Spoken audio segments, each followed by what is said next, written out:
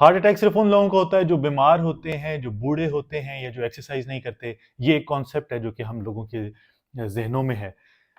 तो आजकल तो बहुत से ऐसे लोगों को भी हार्ट अटैक हो रहा है जो एक्सरसाइज भी करते हैं, जिन्होंने अपने आप को फिट भी रखा हुआ है।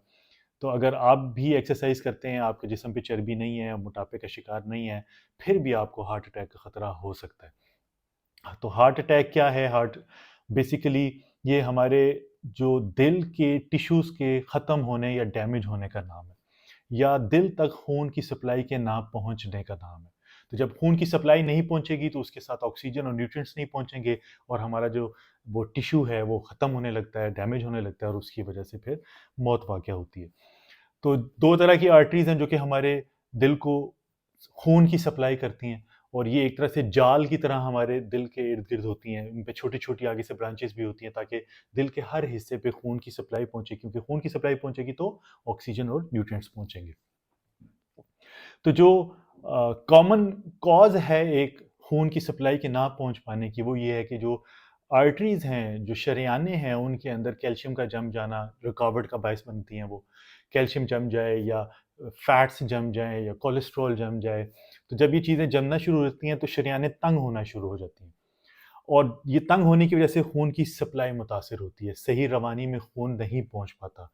अब ये जो जमना चीज़ें शुरू होती हैं, ये सारा साल लेती हैं हमारी आर्टरीज को तंग करने में, और 70% तक अगर ये ब्लॉकेज आपकी हुई भी है तो ज़रूरी नहीं है कि आपको अलामत शो हो किसी भी किस्म की। तो हो सकता है कि आपकी शरेयानें 60% 70% तक बंद हो चुकी हों, लेकिन आपको पता ही ना हो। तो अगर 70% तक आपकी शरेयानें बंद हो गई हैं, तो हो सकता है एक्सरसाइज करते हुए, सीढ़ियाँ चढ़ते हुए आपको हल्का सा दर्द हो सीने में, और जैसे ही आप थोड़ा सा रेस्ट करें वो ठीक हो जाए। तो इस सूरत में भी बेहतर है कि आप अपना टेस्ट करवाएं। आपको ज़रा पता होना चाहिए कि सूरत हाल क्या है दिल की। अब हार्ट अटैक होता कैसे है?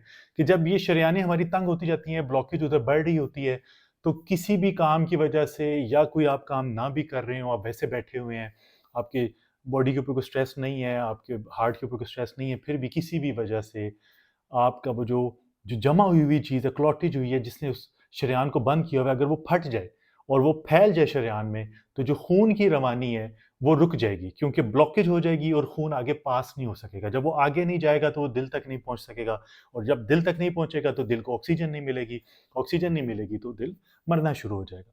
और ये हो कैसे सकता है? जैसे मैंने आपको बताया कि ब्लड प्रेशर है, अगर हाई ब्लड प्रेशर, उसमें ये खतरा होता है कि वो किसी भी वक्त वो जो क्लॉट हुआ है वो एकदम फट जाए, बर्स्ट हो जाए।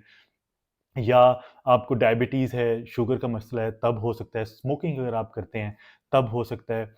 और अगर आपके खून में, यानी जेनेटिकली, यानी पेरेंट्स की तरफ से अगर आपके खून में ये बीमारी है, तो फिर भी ऐसा हो सकता है। तो एक्सरसाइज इंपॉर्टेंट है, लेकिन एक्सरसाइज अगर आप कर रहे हैं तो उसके साथ आपको जिस चीज़ का ध्यान रखना वो ये कि आपको हर 6 माह में अपने कुछ टेस्ट हैं वो करवाने हैं। जैसे आपका लिपिड प्रोफाइल है, कोलेस्ट्रॉल का कंप्लीट टेस्ट, आपको वो करवाना है। आपको सीएसी स्कैन अपना करवाना है।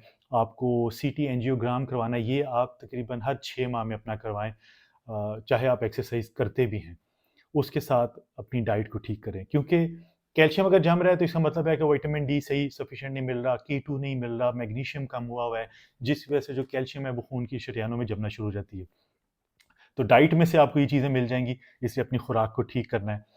और जो अगर आपके फैट्स जम रहे हैं तो वो ख़राब फैट्स हैं, अगर आप उसको ये जंक वगैरह खाना छोड़ देंगे, अगर इंसुलिन की रेजिस्टेंस को कम रखेंगे, यानी आप कोई ख़राब खाना नहीं खा रहे, बहुत ज़्यादा शुगर्स का इंटेक नहीं है, तो उससे ये नहीं जमेगा, कोलेस्ट्रॉल ख़राब नहीं जमेगा, क्योंकि अगर आपकी डाइट ठीक होगी तो बैड कोलेस्ट्रॉल वाली बात ही नहीं रहेगी।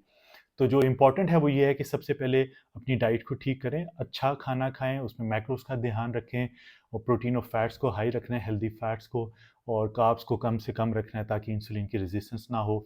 अपने सप्लीमेंट्स का ध्यान रखना है, आप विटामिन डी का, मैग्नीशियम का, कि ये चीज़ें आपको, विटामिन K2, ये आपकी बॉडी में सफिशिएंट हो ताकि आपकी जिस्म में जो कैल्शियम है वो ना जमना शुरू हो। उसके साथ नींद बहुत इंपॉर्टेंट है। मैं बहुत सी वीडियोस में बता चुका हूँ, 6 से 7 घंटे की, 8 घंटे की नींद, और उसमें डीप स्लीप हो, वो बहुत ज़रूरी है, क्योंकि बॉडी की सारी रिकवरी उस टाइम पे होनी है। और कोशिश करें कि जितना स्ट्रेस को हम कम कर सकते हैं, वो ऑब्वियसली हम इस दुनिया में रहते हैं, स्ट्रेस तो होगा, लेकिन जितना कम अपने ऊपर उसको ले सके उतना बेहतर है।